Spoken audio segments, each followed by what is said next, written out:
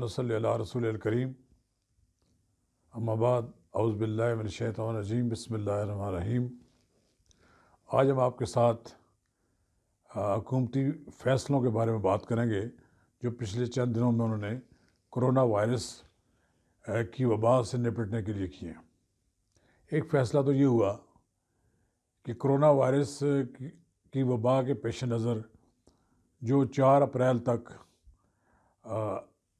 पाबंदियाँ आयद की गई थी, जिसे हुकूमत मुकम्मल लॉकडाउन नहीं कहती, बल्कि वो तकरीबन लॉकडाउन ही था, अब वो 14 अप्रैल तक बढ़ा दी गई हैं। इसका मतलब ये है कि अभी फ़िलहाल आप ये नहीं कह सकते कि कोरोना वायरस पर काबू पा लिया गया है, या उसके ऐसे इशारात मिल रहे हैं कि कोरोना वायरस पर काबू पा लिया गया है।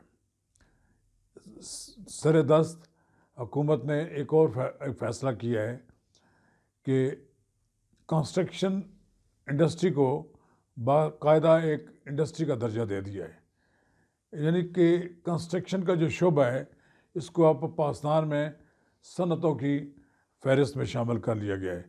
इसमें हुकूमत ने कुछ मराहत का भी ऐलान किया है, जिसे आप ये कह सकते हैं हुकूमत का मराहती पैकेज। इसमें ये भी गुंजाइश रखी गई है कि काला धन साफ करने वालों से उनसे नहीं पूछा जाएगा कि वो जो इसमें ख़र्च करेंगे उनके।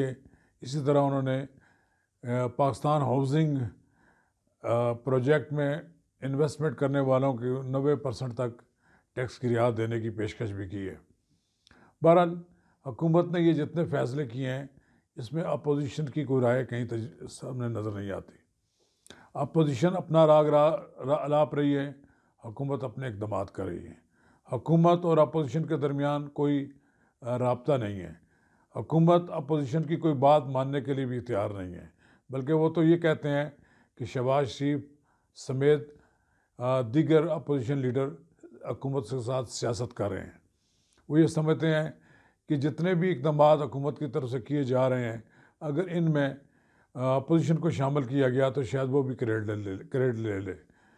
देखिए, अब ये हुआ है कि टाइगर फोर्स बनाई है, तो इस पर समाजी राब्ते की वेबसाइट पर तरह तरह के लतीफ़े और तरह तरह की किस्से कहानियाँ बनाकर पेश किए जा रहे हैं। हुकूमत ने टाइगर्स की जो फोर्स बनाई है, इसमें उन्होंने कहा है कि 4 लाख से ज़्यादा लोगों ने रजिस्टर करा लिया है। ये मशीन की तरह जिन्होंने जैसे बताया 4 लाख उनके पास हो गए हैं। मुझे नज़र नहीं आता कि इतनी जल्दी इतनी फिगर इकट्ठी होगी, लेकिन कुछ हुई तो होगी। लेकिन लगता ये है कि ये तहरीक इंसाफ टाइगर फोर्स हो सकती है। इसी तरह हुकूमत ने कुछ और इक़दामात किए हैं जिसमें अपोजिशन को वो बिल्कुल ऑन बोर्ड नहीं ले रही, यही वजह है कि हुकूमत और अपोजिशन के दरमियान फासले बढ़ गए हैं।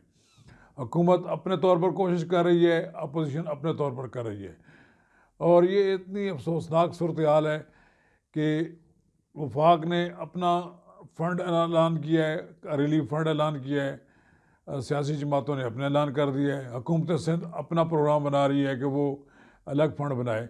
उसे उम्मीद नहीं कि वफाक उसको उसकी ज़रूरत के मुताबिक शायद पैसे दे। इस तरह की सूरत हाल में एक आप ये कह सकते हैं कि ऐसी सूरत हाल पैदा हो गई है कि जिसमें हुकूमत और अपोजिशन आमने सामने खड़े हैं।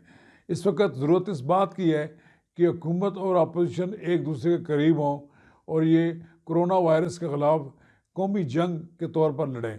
लेकिन अफसोसनाक सूरत हाल ये है कि वज़ीर आज़म अपोजिशन के साथ बैठने के लिए तैयार ही नहीं। अभी आज ही भी उन्होंने उनके साथ जब कुछ चंद चीदा सहाफ़ियों को उन्होंने बुलाया तो वहाँ ये सवाल हुआ कि अपोजिशन के साथ आप क्यों नहीं मिल बैठते। उन्होंने बड़ा मलफूफ अंदाज में सवाल किया, लेकिन वज़ीर आज़म ने उसका जवाब ये दिया कि कुछ लोग अपनी करप्शन को छुपाना चाहते हैं, इसलिए वो उनको करीब नहीं पटकने दे रहे। अब बात यह है कि अगर अपोजिशन के बारे में वज़ीर आज़म यही नुक्ता नज़र रखे तो फिर किसी सूरत में भी कोई आमांगी नहीं पैदा हो सकती, एक सफ़े पे नहीं हो सकते दोनों, और मुमकिन है ये कि फासले बढ़ जाएं। ये अगर खुदा न खास्ता कोई नाकामी का सामना करना पड़ा तो फिर सारे का सारा मलबा जो है वो हुकूमत पर आएगा, वज़ीर आज़म पर आएगा। वज़ीर आज़म के लिए ज़रूरी है कि वो अपोजिशन को भी अपने साथ ऑन बोर्ड ले। अभी अपोजिशन बार बार ये मुतालबा कर रही है कि पार्लिमानी मॉनिटरिंग कमेटी बनाई जाए, एक पार्लिमानी मॉनिटरिंग कमेटी हो जो इस सारे अमल को देखे ये इसमें शफाफियत है कि नहीं। जिस तरह अभी देखिए, कल तक तो ये था कि सारे के सारे ऐलानात डॉक्टर ज़फ़र मिर्ज़ा साहब भी कर रहे थे, उसके साथ दूसरे भी कर रहे थे। अब नया फैसला हुआ है कि national command and operation centre जो है वहाँ पर से अनाउंसमेंट की जाएगी, क्योंकि बाज़ औक़ात देखा ये गया है कि बाज़ सूबों की तरफ से जो ऐलानात किए गए हैं या उनकी तरफ जो फिगर्स का ऐलान किया गया है वो उससे कन्फ्यूजन पैदा हुआ है।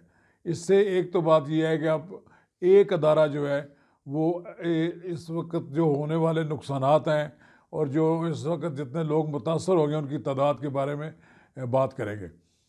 मेरा ये ख्याल ये है कि अगर अब भी वक्त है, कुछ ज़ाया नहीं हुआ, हुकूमत और अपोजिशन मिल जाएं तो बहुत से मसाइल हल हो सकते हैं और कन्फ्यूजन की जो फ़ज़ा है वो भी ख़त्म हो सकती है।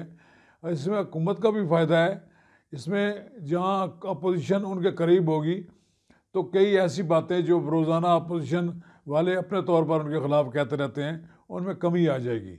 लेकिन मुझे नज़र नहीं आता कि वज़ीर आज़म इतना कुशादा दिली के साथ अपोजिशन को अपने करीब लाएंगे। ये सूरत हाल कायम रही तो हुकूमत के जो फ़ैसले हैं उनके समरात आम लोगों तक नहीं पहुँच सकेंगे। देखें, इस वक्त जमात इस्लामी ने 46 करोड़ रुपए की इमदाद लोगों तक पहुँचा चुकी है। अभी तक हुकूमत की तरफ से ये कहा जा रहा है कि आइंदा 2-3 दिनों के अंदर ये वो इमदाद भी पहुँचाना शुरू कर देंगे कि उनके टाइगर्स मैदान में आ जाएंगे। वो उनकी टाइगर्स के इंतज़ार में बैठे हुए हैं जिनको इस काम में उन्होंने लगाना है कि जो इमदाद पहुँचाएँगे। अभी 40 लाख घरानों को भी इमदाद फराहम करने की बात की है। वफाकी वज़ीर जो टैक्सों को डील करते हैं और जो इस वक्त हमाद अज़हर साहब ने जो क्या कहा है वो इनका ये कहना ये है कि वो अब हम लोगों को इमदाद दे रहे हैं, उनको इतला दे रहे हैं, ये उनको चेक की सूरत में दे रहे हैं। ये बड़ा खुशाइंद बात है कि जिन लोगों को पैसे मिल रहे हों उनको बैंकों के ज़रिए पैसे अगर मिलेंगे तो शफाफियत आएगी। इससे ये होगा कि घपले नहीं होंगे दरमियान में। ये देखें, दूसरी बात एक और भी महसूस की जा रही है कि हुकूमत के फ़ैसलों पर बाज़ जगहों पर उनको पज़िरियाई हासिल नहीं हो रही। आज ताज़ा तरीन वाक़या यह है कि जुम्मे को इन्होंने ऐलान किया था कि जुम्मा तो होगा लेकिन चंद अफराद सिर्फ जुम्मे की नमाज के दौरान मस्जिद में होंगे। लेकिन कराची में एक नाखुशगवार वाक़या पेश आया। वहाँ एक इमाम मस्जिद के इश्ताल दिलाने पर नमाजियों ने पुलिस पर हमला कर दिया। ये इसलिए हुआ कि हुकूमत और अपोजिशन चूँकि एक पेज पर नहीं है, एक पेज पर अगर हों तो वे एक ऐसी दरख्वास्त सबसे की जा सकती है कि वो सारे उस पर अमल दरामद करें। अगरचे इस्लामी नज़रियाती कौंसिल के चेयरमैन किबला याद साहब ने भी ये कहा है कि ये बड़ी ज़्यादती की गई है। जब रियासत ने एक फ़ैसला कर दिया है उस पर उनको लोगों को अमल दरामद करना चाहिए। मुझे हैरानगी की बात नज़र आती है कि ये ऐसा क्यों किया जा रहा है कि एक इमाम मस्जिद को क्यों ये जो ज़रूरत महसूस हुई कि वो लोगों को इश्ताल दिलाए। ये इस वजह से हुआ है कि हुकूमत और दीनी तबके के दरमियान भी कोई हमआहंगी नहीं पाई जाती। इसको हमआहंगी को पैदा करने के लिए भी मसला ज़रूरी है। और मैं ये समझता हूँ कि इसकी बुनियादी वजह ये भी है कि हुकूमत के बारे में ये समझा जाता है कि वो मजहबी जमातों के ख़िलाफ़ है और वो मजहबी जमातों का उससे तावन हासिल नहीं है। और इस तरह के कई और भी वाक़यात होने का इम्कान नज़र आता है। अभी तो वज़ीर आज़म ने यह भी कहा है कि इस वक्त लोग घरों में तंग आ गए हैं और वो बाहर निकलने पर तोड़ रहे हैं, वो ये पाबंदियां तोड़ देंगे। ये वज़ीर आज़म को नहीं कहना चाहिए। इससे लोगों की हौसला अफजाई होती है कि शायद जो लोग सड़कों पे आना चाहते हैं वो दोबारा एक मेला लगाना चाहते हैं, वो हो सकता है कि वज़ीर आज़म की इस बात के बाद वो समझें कि हुकूमत की एक भी कमज़ोरी है। हुकूमत को सख्ती के साथ लोगों को इस बात पर पाबंद करना चाहिए कि वो गैर ज़रूरी तौर पर बाहर ना आए। अपना ज़रूरी काम जो है, कोई चीज़ ज़रूरत है, कोई बेकरी से सामान आना है, मेडिसिन आनी है, खाने की कोई चीज़ ख़रीदनी है, इसके लिए तो इजाज़त होनी चाहिए। लोगों को बाहर बैठकर मेला लगाने की इजाज़त नहीं होनी चाहिए। अगर ये किया गया तो इसके बड़े मनफी नताइज बरामद होंगे। लोगों में अफरा तफरी पैदा होगी, ये वबा कंट्रोल होने के बजाय फैल भी सकती है मज़ीद। अभी जो इसकी फिगर्स बढ़ रही हैं, ऐसा दिखाई देता है कि अभी तक तो कोई कहीं रुकने का नाम नज़र नहीं आ रहा, अभी तक तो तादाद बढ़ती जा रही है। अल्लाह ताला पाकिस्तान को महफूज करे, हुक्मरानों और अपोजिशन दोनों को राह रास्त पर चलने की तौफीक दे और एक दूसरे के करीब आएँ और वो कोरोना वायरस को ख़त्म करने के लिए मिलजुल कर काम करें। शुक्रिया।